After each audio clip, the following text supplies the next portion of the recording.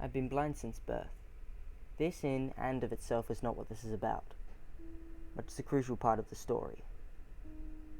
Throughout my life I've used lots of different kinds of assistive technology: braille keyboards, voice command apps, adapted smartphones. Recently, I tried human echolocation for the first time in my life. For those of you who don't know what this is, it's a technique emulating that of how bats find their prey in the dark.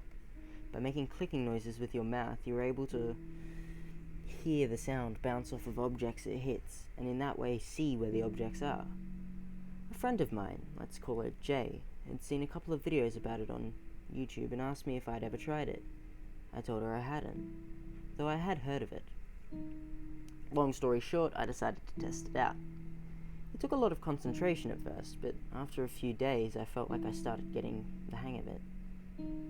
The next time I met Jay, she sounded excited and congratulated me when I told her I was doing really well. Practice makes perfect. And I was able to avoid any major obstacles without much trouble.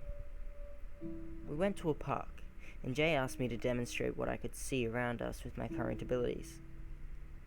I laughed and told her I'm not exactly Daredevil, but that I'd give it a go.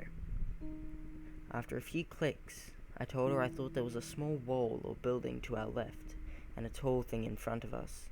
It was blurrier for me to make out, so I guessed it was some kind of bush. Jay got quiet then, and had a hint of worry in her voice when she spoke again. Well, you're right about the wall, but there's nothing in front of us at all. Just grass. I froze.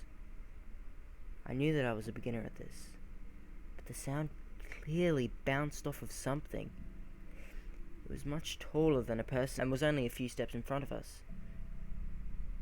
Could I have messed up what I heard that bad? I decided to laugh it off with Jay and said that I apparently wasn't ready to go out and fight crime just yet. Feeling very uneasy, I hurried us away from there, and we continued our walk. By the time she dropped me off at home, she seemed to have forgotten about it. I doubt I ever will.